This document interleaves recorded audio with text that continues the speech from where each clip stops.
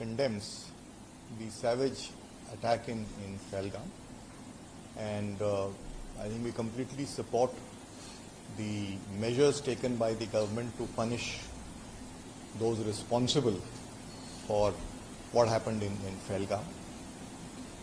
Nothing can justify what happened in Pahalgam, and we also completely support the measured and very responsible manner in which the government has targeted, this people who have were responsible for this, savage act. And I think the response of the government of India to the provocation has been firm. It has been firm. It has also been very, I think, done in a very responsible and measured way. And the Indian industry stands fully behind the government and is ready to provide whatever support. We also take this opportunity to salute the armed forces on the commendable way in which they have handled the situation. Sir, are you worried of the fiscal imbalances this would cause, especially if we are in a warlike situation and we have to divert most of our resources? Though the government is pretty confident of the kind of math it has put in terms of utility growth deficit. I think Indian economy is very resilient. It has demonstrated so coming out of difficult situations in the past. And CII also believes the Indian economy is very resilient. It is on a strong foundation, built on the back of strong macroeconomic management, built on the back of a lot of purposeful reforms and policy interventions that have happened in the past. So we believe that whatever impacts it may have will be kind of short-lived and limited. The economy is fairly resilient. And Indian industry is also committed to making sure that the economy continues to, move ahead.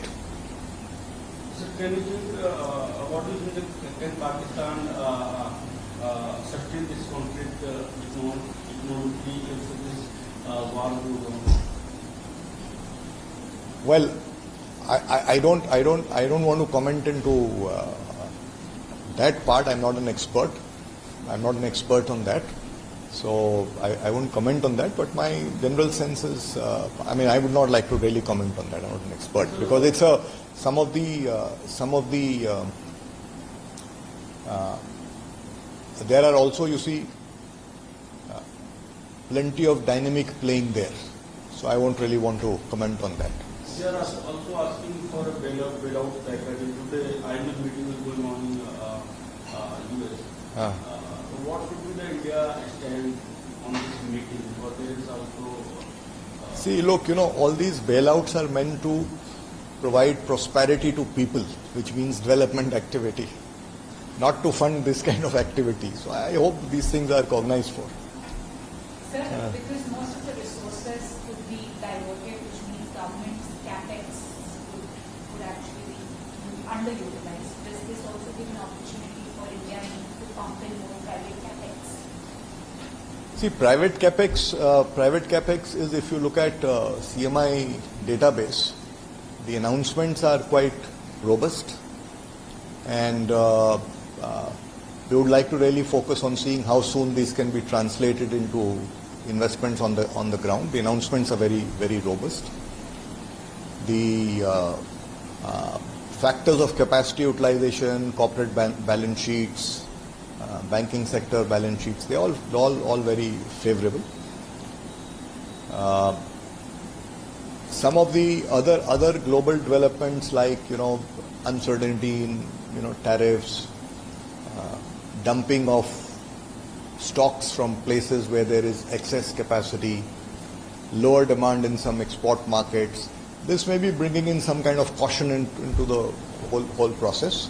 But I think we are on a strong footing, strong foundation, and I'm sure we can really build on it and accelerate the process. You don't see the change in the GDP? See, let me put it this way. Ultimately, what is the issue we are trying to address? We are trying to address an issue of growth and competitiveness. We are trying to address an issue of job creation. Okay. So capex is one facet of it, an important one, both public and private. The second is that a large component of our workforce sits in agriculture, more than 40%, right? We have the largest arable land in the world. We have huge room to grow vertically. The world is challenged with food and nutrition security. So focusing on productivity in agriculture through reforms in agriculture, and many of these pillars, there are some reforms that need to be done, but there are some pillars already in play. You know, farmer collectives, digitization of agriculture, the drone Didi, creating, you know, the ecosystem for competitiveness of agriculture, better connectivity, you know, agri-infrastructure. So many things are in play, and the focus on resilience of agriculture. Recently, you know, the seeds of rice for resilience were released. So all of these are positives. So I think the opportunity for industry and government is together to see how we can implement and get all of these things faster to the ground, so that we see better transformation at the agriculture end. So that's going to be one component that will, and once those incomes improve, you know, you see more demand and consumption, and therefore leading to investments. The second piece is that we also need to see a lot more growth in labor-intensive industries. Apparel, footwear, toys, furniture, tourism, or all of these industries have large economic multipliers. And I think the bilateral trade agreements that have recently been signed by or the one that's been signed by the government, the UK, and the others that are in the pipeline, I think will provide tremendous impetus. Because we like in the UK one, we were paying higher tariffs, and we were not very competitive, right? So this makes us competitive, and these areas are areas which will create a lot of economic multipliers. So multiple areas we have to look at this whole thing from multiple lenses, right?